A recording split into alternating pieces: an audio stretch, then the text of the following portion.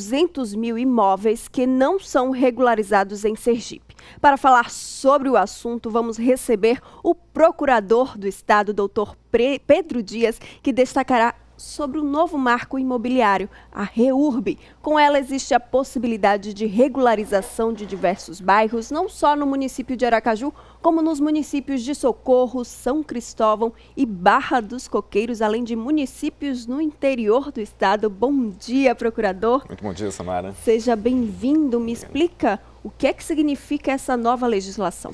Essa nova legislação, ela parte do pressuposto que, de acordo com o levantamento que foi feito há cerca de uns 10 anos atrás, aqui no Brasil a gente tem cerca de 30% a 35% das propriedades não regularizadas.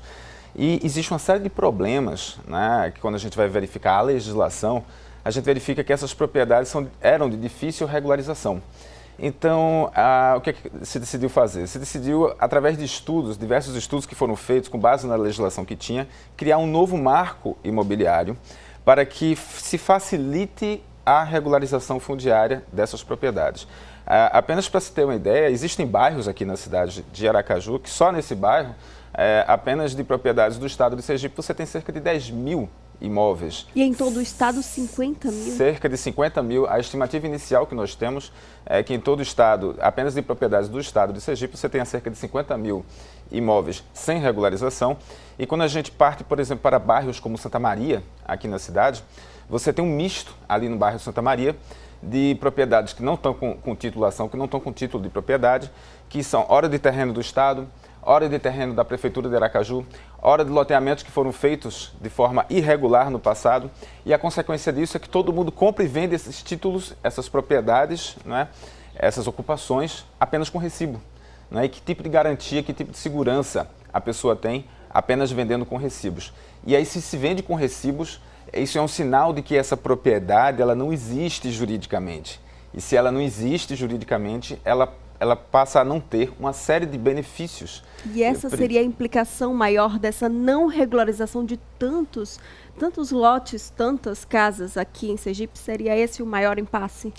Na verdade, quando a gente fala de regularização fundiária, muita gente pensa que a regularização fundiária é uma questão apenas social. Você dá a titulação de casas, como por exemplo o bairro América, que muito provavelmente o pessoal está nos assistindo, eu já tive em contato com a comunidade do bairro América, e que lá você tem uma quantidade de cerca de 500 casas que também não são regularizadas. Quando a gente analisa, né, a gente pensa que é apenas o aspecto social, mas não é apenas o aspecto social, é o aspecto econômico também.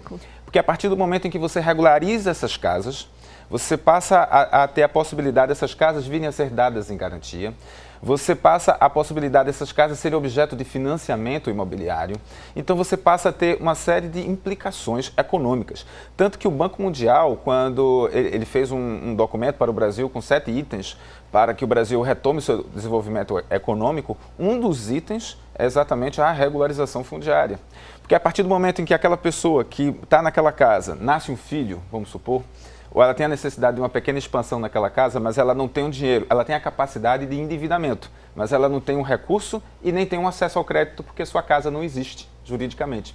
E a partir do momento em que essa casa existe, ela vai no mercado, ela vai no banco oficial, pega um financiamento, desse financiamento ela vai para o mercado da construção civil, compra material, ou seja, aquece o mercado de bens e consumos, e depois disso ela vai contratar alguém para fazer uma obra, quer seja um pintor, um pedreiro, e ela aquece o mercado da prestação de serviços. Então, quando a gente cadeia, então. Uma cadeia que vai gerando melhor a economia. Exato. E aí a gente tem diversos dados que já demonstram que toda vez que você faz uma regularização fundiária adequada, você tem um crescimento econômico naquele bairro.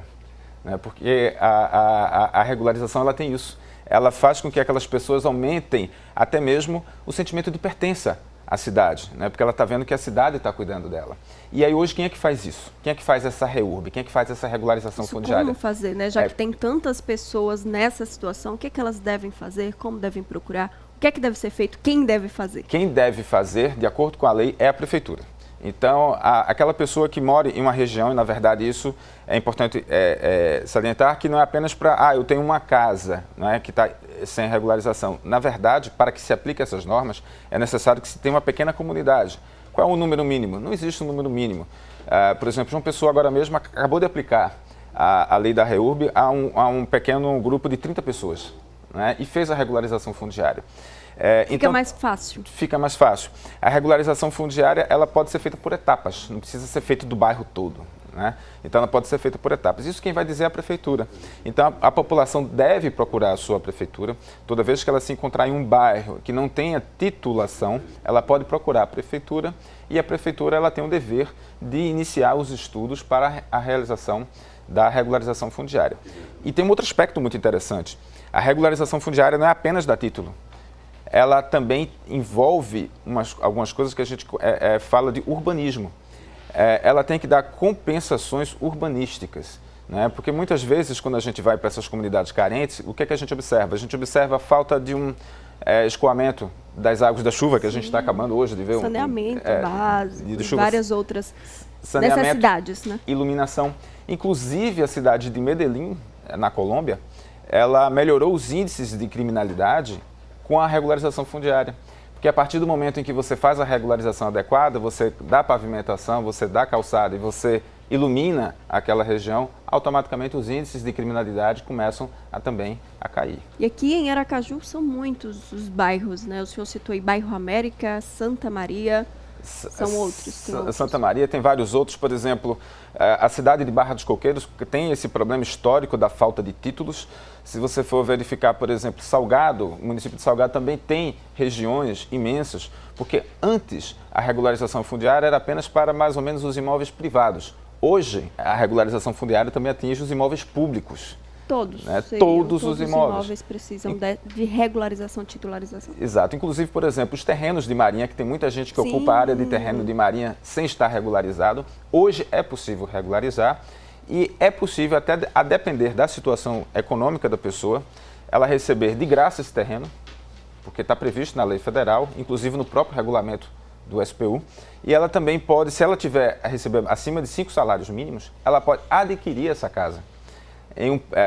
No caso, o SPU ele pode fazer a avaliação e, segundo o regulamento que foi editado esse ano, a pessoa pode dividir, a depender de sua renda, em 120 a 240 vezes o valor do imóvel. Ou seja, e esse é um dos benefícios, né, para essa regularização. Quais são outros benefícios? Você também tem a possibilidade de, em determinadas situações, onde você tenha ocupações em áreas ambientalmente sensíveis, como a gente chama das áreas de APP, área de preservação permanente, que são essas áreas costeiras que nós temos, você tem a possibilidade das compensações ambientais. Ou seja, a regularização fundiária, como eu tinha falado, não é apenas dar o título, é organizar, né, dar as compensações urbanísticas e ambientais.